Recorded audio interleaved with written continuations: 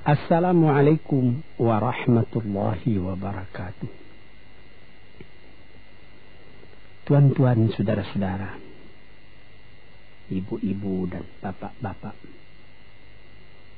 yang sudi mendengarkan keterangan agama yang saya berikan di dalam kaset ini. Moga-moga Tuhan melimpahkan, mengurniakan rahmat dan nikmat-Nya kepada kita semuanya. Saya akan membicarakan suatu ayat yang bertemu di dalam surat Al-Baqarah. Bunyinya, Allahu waliyul ladzina amanu yukhrijuhum minadh dhulumati ilan nur walladzina kafaru awliya'uhumut taghut yukhrijunahum minan nuri ila dhulumat. Artinya, Allah adalah menjadi pemimpin bagi orang-orang yang beriman, orang yang mempunyai kepercayaan yang teguh. Dan Allah, apabila orang itu telah betul-betul menganggap Allah menjadi pemimpinnya, Allah pun menjamin mengeluarkannya daripada gelap gulita kepada terang benderang. Gelap gulita kebodohan kepada kecerdasan. Gelap gulita kehidupan tak tentu arah kepada tujuan yang sejati. Sebaliknya, orang yang kafir yang tidak percaya kepada Allah, maka sebaliknya yang terjadi, daripada terang benderang dia akan dipimpin oleh taghut, oleh kekuasaan yang bukan bersandar kepada Allah, kekuasaan hanya dikendalikan oleh setan. Kekuasaan yang demikianlah yang akan mengeluarkannya daripada terang benderang kembali ke dalam gelap gulita. Oleh sebab itu, rohani manusia itu adalah melalui di antara gelap dan terang kehidupan itu, di antara terang dan gelap kehidupan. Kalau sekiranya jasmani kita, kalau sekiranya badan kita yang lahir ini diberi cahaya oleh matahari yang terbit di waktu pagi, yang terbenam di waktu sore, rohani kita pun diberi juga terang oleh suatu yang lebih terang dari matahari, yaitu petunjuk dan hidayat Tuhan. Di dalam Al-Quran, Tuhan memberikan bujukan, memberikan jiwa besar kepada orang-orang yang beriman itu. Tuhan bersabda, la tahinu wa la tahzanu wa antumul a'launa in kuntum mu'minin. Engkau ini adalah orang yang tinggi kalau engkau tetap memegang kepercayaan kepada Allah Subhanahu wa ta'ala. Di dalam perjuangan hidup di dunia ini, perjuangan antara yang hak dengan yang batil, antara gelap dengan terang, antara keyakinan dan keraguan, manusia berjalan di sekitar itu. Di kiri dan di kanan kita berjumpalah gelap dan terang itu. Maka diberilah pedoman manusia tadi. Apa pedoman? Walaupun bagaimana hebatnya, geloranya, tofannya, halim bubunya, ombaknya dan gelombangnya kehidupan itu, manusia mesti teguh berpegang kepada iman. Sebab kehidupan di dunia itu menurut peraturannya ialah tidak ada yang tetap. Yang tetap itu ialah berubah.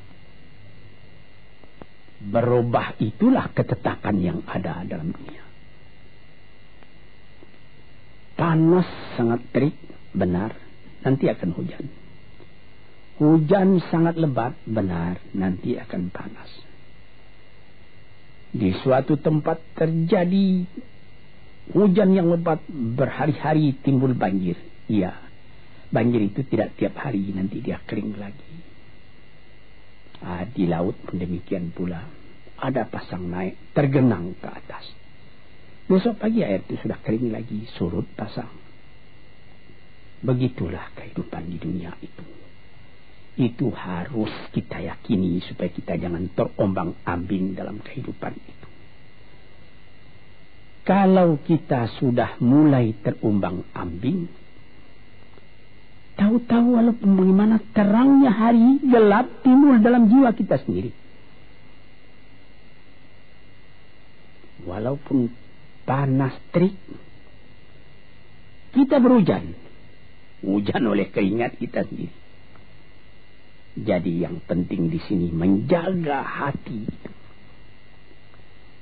Sampai Rasulullah Nabi kita Muhammad sallallahu alaihi wasallam, inna fil jasadi mudghatan, di dalam tubuh manusia itu ada suatu bekuan darah. Idza salahat salahal jasadu kulluhu wa idza fasadat fasadal jasadu kulluhu. Kalau ini segumpal daging baik, seluruh badan jadi baik. Kalau dia rusak, seluruh badan jadi rusak. Apakah itu? Hati. Hati. Kendali terletak dalam hati kita. Hati artinya penuh. Bukan saja berarti pada daging, tapi pada hati dari hati, isi dari hati, atau juga akal kita. Sebab itu, maka kalau satu waktu saya pernah mengajarkan doa yang mengandung 8 sifat-sifat lemah menghilangkan kemerdekaan manusia. Hari ini saya pun akan mengajarkan doa yang diajarkan juga oleh Nabi, bagaimana menjaga hati tadi. Di situ dalam doa itu ada tersebut 4 perkara. Apa disebut? Allahumma inni a'udzubika min qalbin la yakhsha'u wa min ilmin la yanfa'u wa min nafsin la tashba'u wa min du'a'in la yusma'u. Jadi 4 perkara. Yang pertama, Allahumma inni a'udzubika min qalbin la yakhsha'u. Aku sangat berlindung kepada Engkau ya Allah, janganlah sampai terjadi hati saya itu tidak khusyuk lagi. Ini bahaya ini. Mulai bahaya, mengancam kepada manusia kalau hatinya tidak khusyuk lagi. Hati khusyuk yaitu hati itu tentu jelas tujuannya kepada Allah. Allah menjadi pegangannya. Allah menjadi bentengnya. Allah menjadi ingatannya. Allah menjadi tujuannya. Dan kepada Allah dia kalau sembahyang menghadapkan diri, menghadapkan hati, maka permohonan kita yang pertama kepada Tuhan, ya Tuhanku, janganlah sampai hati saya ini tidak khusyuk lagi. Sebagai orang Islam, kita sembahyang 5 waktu. Di dalam Al-Quran dikatakan sembahyang itu ialah khusyuk, terpadu ingatan kepada Tuhan. Tapi kalau kita sudah, hati itu sudah mulai ditumbuhi penyakit, walaupun sembahyang, mulai sejak Allahu Akbar, pikiran sudah menjalar kepada yang lain. Piutang belum menerima, utang belum terbayar, makanan belum masak, macam-macam lah yang teringat. Padahal kita dalam sembahyang. Ini apa arti sembahyang tadi lagi? Ini sudah mulai berbahaya ini. Banyak orang yang tidak meninggalkan sembahyang, tapi tidak ada bekas dari sembahyang itu kepada kehidupannya. Di dalam sembahyang kita baca inna salati wa nusuki wa mahyaya wa mamati lillahi rabbil alamin.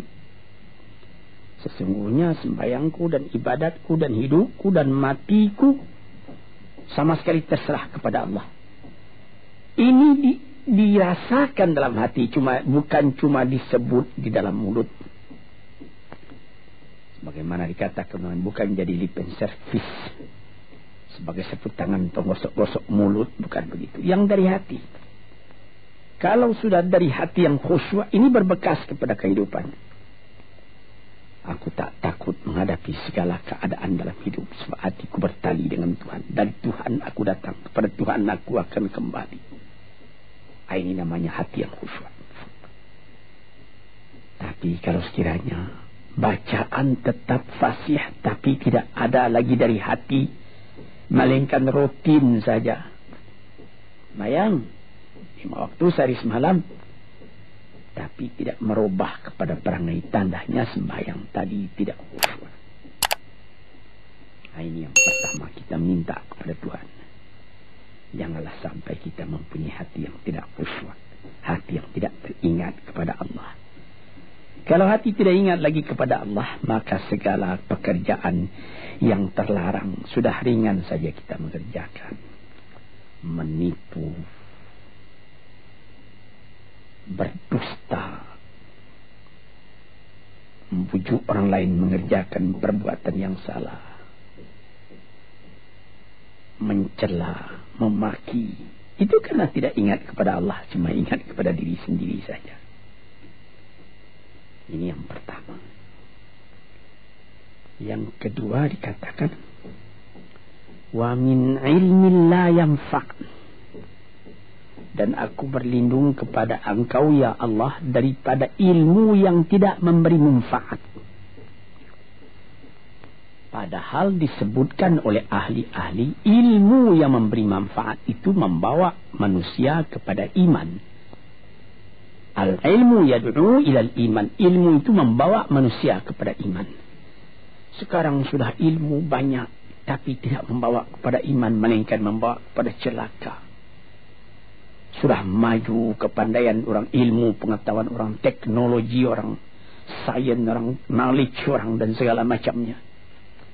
Tapi tidak ada manfaatnya kepada manusia.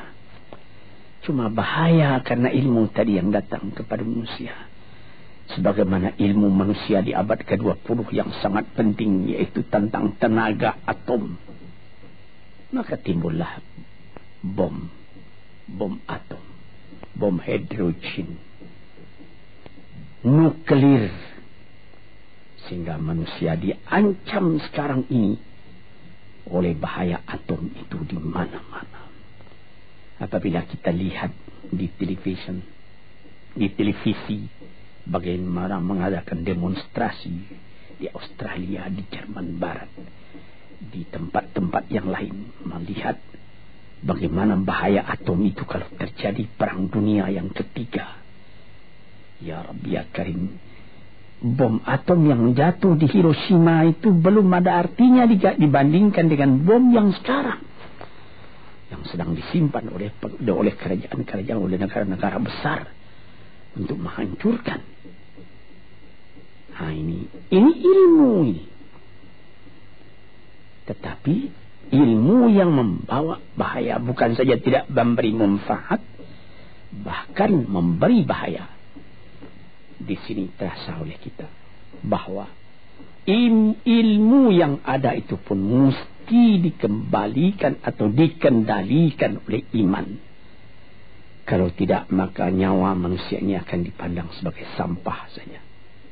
Dijatuhkan satu bom hidrogen ke dalam kota Jakarta ini, na'udzubillahi min dzalik, umpamanya dimasukkan ke kota Jakarta ini satu bom hidrogen saja, itu sudah habis penduduk Jakarta yang lebih dari 5 juta ini. La haula wala quwata illa billah.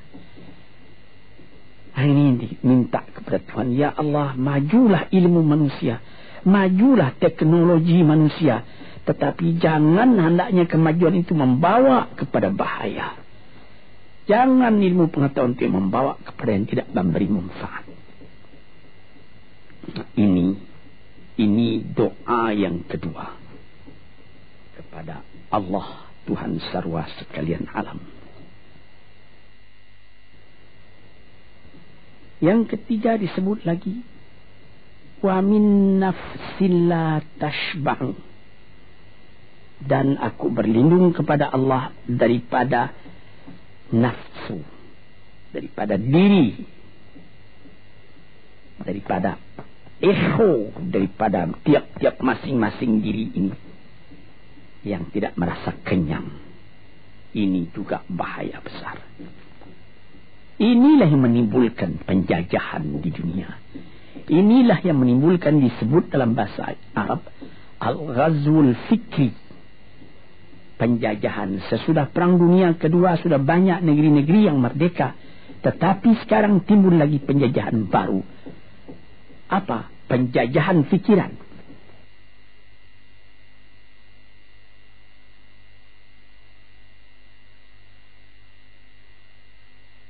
Sehingga bangsa yang merdeka tadi tidak merdeka lagi fikirannya. Dia merdeka di dalam meniru kepada bangsa yang lebih kuat. Itu namanya terjajah juga. Jadi tuan-tuan yang terhormat, apa pangkalnya ini? Daripada nafsu serakah manusia. Nafsu serakah manusia sebagaimana tersebut di dalam hadis. Lau kana libni adama wadiyani min zahabin labtagha salisan wa ma yamla'u jawf ibni adama illa turab. Kalau manusia itu mendapat suatu lembah yang penuh dengan kekayaan emas, suatu lembah, dia ingin supaya mendapat satu lembah lagi yang penuh juga dengan emas. Dapat 2 lembah, dia minta 3 lembah lagi yang penuh dengan iman. Nafsu manusia tidak pernah kenyang. Padahal akhirnya kalau dia sudah menutup mata, tidak ada yang akan memenuhi perutnya melainkan tanah. Saya teringat akan cerita yang disampaikan oleh Graf Leo Tolstoy, pujangga Rusia yang terkenal, bahwa orang yang tidak mempunyai nafsu yang kenyang itu, pada suatu hari katanya, ada satu orang kaya mempunyai tanah yang luas. Dia mengatakan kepada orang, boleh tuan-tuan mengambil tanah kepunyaan saya ini, berapa tuan suka, berapa tuan mau. Syaratnya cuma begini, sepanjang yang tuan berjalan dari timur ke barat, lantas sebelum matahari terbenam tuan sampai kembali ke tempat tuan melangkah pertama tadi. Berapa saja tuan suka, boleh ambil tanah ini. Maka datanglah si tamak tadi,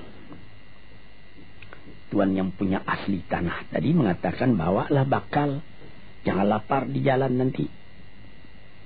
Baik, dibawanya nasi sebungkus, dia berjalan, jalan dari pukul 7 pagi. Kalau diambil kekuatan, hendaknya pukul 10 dia sudah makan, melangkah lagi beberapa ratus meter atau sekian, nanti boleh kekuatan buat kembali. Sehingga sebelum matahari terbenam, dia sudah sampai ke tempat dia menuju bermula. Tetapi ini orang bernafsu betul. Dia minta supaya banyak tanah yang didapatnya. Dibawanya nasi sebungkus, tapi dia tidak jalan di tengah jalan, tidak berhenti. Kan nanti berapa meter itu nanti kalau saya berhenti, tanah yang kurang buat saya. Dia terus berjalan. Dia tidak ingat bahwa kekuatan masa pergi yang lebih cepat dengan kekuatan masa pulang yang lambat itu, dia tidak taksir. Dia berjalan saja cepat-cepat. Sudah pukul 1 hari, sudah jauh perjalanan. Lantas nanti kembali. Kelemahan badan, kondisi dan suatu situasi tidak sama lagi. Tidak secepat dia pergi dahulu lagi dia pulang kembali.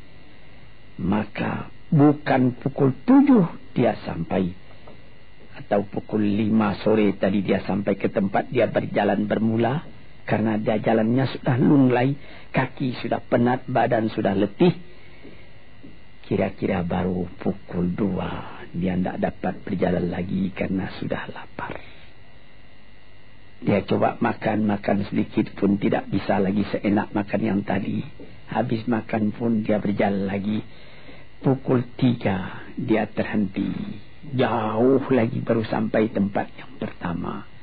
Menurut syarat yang diberikan oleh mempunyai tanah yang pertama, kalau engkau tidak sampai ke tempatmu yang pertama tadi sorenya, tanah ini tidak engkau dapat lagi semua. Memang tidak sampai dia. Pukul 4 dia sudah berhenti berjalan, tidak kuat lagi. Mata sudah gelap. Akhirnya karena terlalu capek, terlalu penat, mati dia di tengah jalan. Berapa dia dapat tanah tadi lagi? Cuma sepanjang badannya untuk kuburannya, yang lain tinggal semua. Ini satu misal yang dibawakan oleh Graf Leo Tolstoy yang sesuai dengan hadis Nabi tadi. Nafsul la tashba, diri manusia yang tidak pernah merasa kenyang. Kita berkehendak tidak berbatas, tapi tenaga kita sendiri berbatas. Ini kerap kali tidak difikirkan oleh manusia. Dia punya angan-angan, dia punya macam teori yang dikeluarkan. Dia lupa bahwa nanti tenaganya itu akan terbasas karena sakit, karena lapar, karena tua. Sebagaimana pepatah dari nenek moyang kita, tanda-tanda dikirimkan lebih dulu bahwa kita tidak akan lama lagi di sini.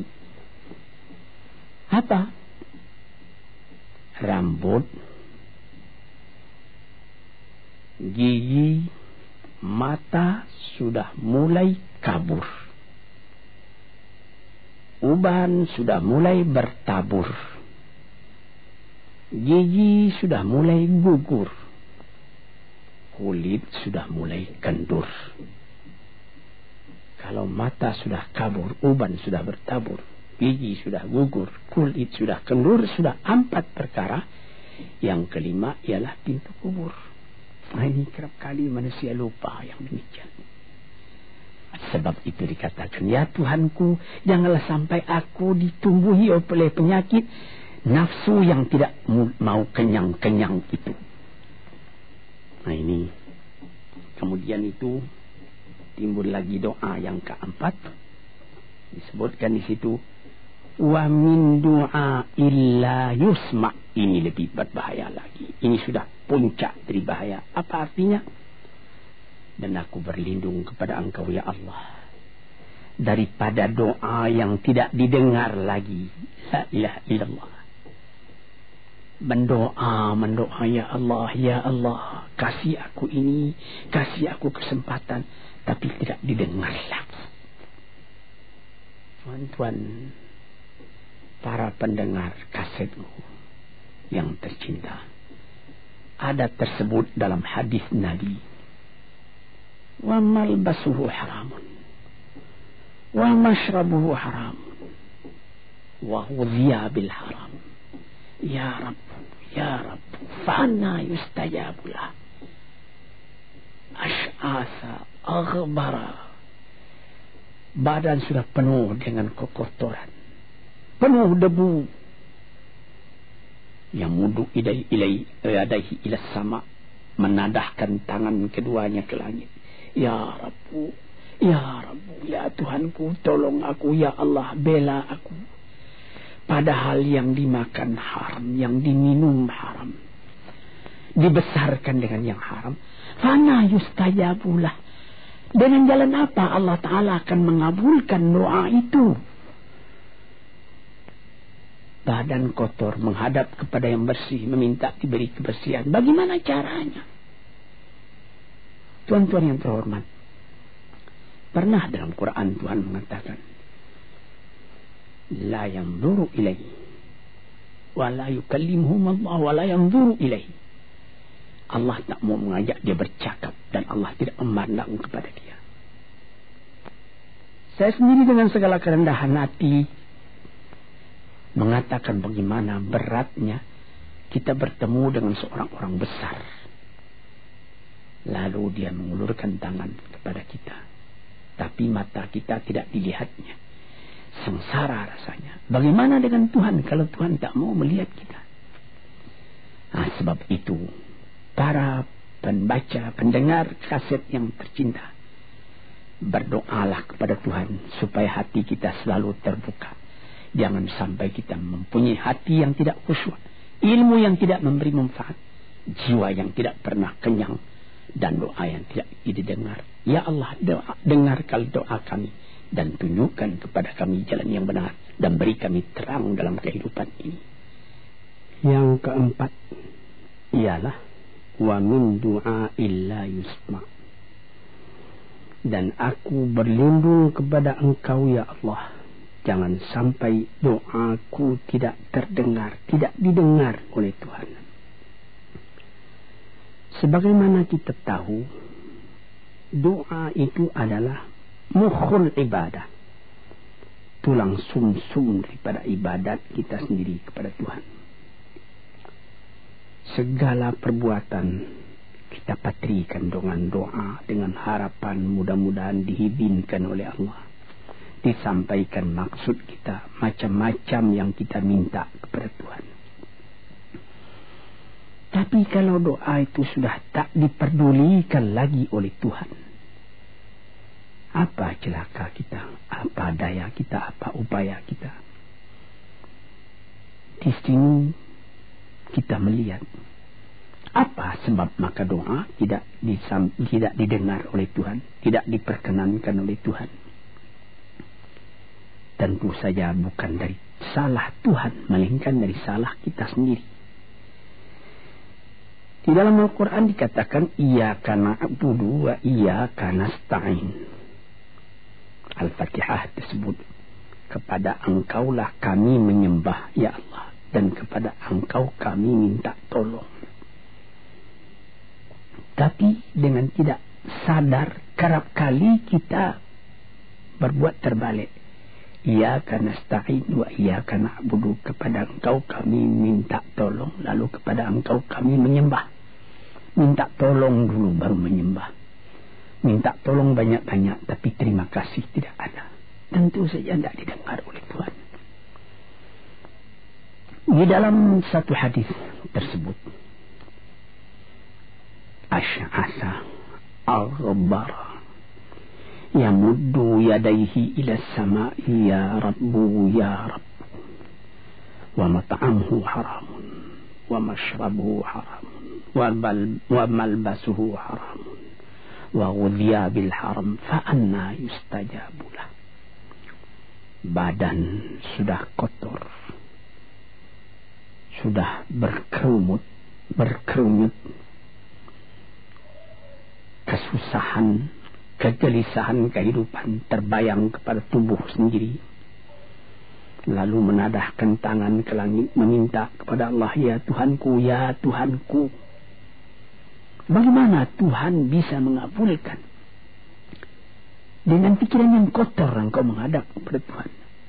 Kalau tidak terkabul, jangan Tuhan yang disalahi, hatimu sendirilah salahi. Apa yang engkau perbuat dalam kehidupan ini? Di mana terdesak engkau ingat kepada Tuhan. Di zaman kesenangan engkau lupakan Tuhan. Di dalam mendapat percobaan engkau merengek mengadu kepada Tuhan. Jiwa yang seperti ini janganlah sampai timbul pada diri kita sendiri. Saya sudah mengalami apabila saya berhadapan-hadapan dengan orang besar. Saya ingin dia menghadapkan matanya kepada saya. Apa kabar saudara? Kabar baik. Dia lihat mata saya lihat mata dia. Tapi kalau ketika dia bersalam dengan saya, dia melihat kepada orang lain, bukan main sakit hati saya. Apa salah saya maka dia begitu? Mengapa tidak saya yang dipandang? Sedangkan dengan sesama manusia lagi begitu perasaan kita. Bagaimana dengan Tuhan? La yanzuru ilaihim wa la yukallimuhum. Allah tidak memandang sebelah mata kepada Allah, kepada kita. Allah tak mau bercakap, tidak mau bercakap dengan kita sepatah pun. Langit mana tempat kita bernaung, bumi mana tempat kita berpijak kalau sudah demikian keadaannya. Nah, ini yang dijaga tuan-tuan yang terhormat dalam doa keempatnya itu.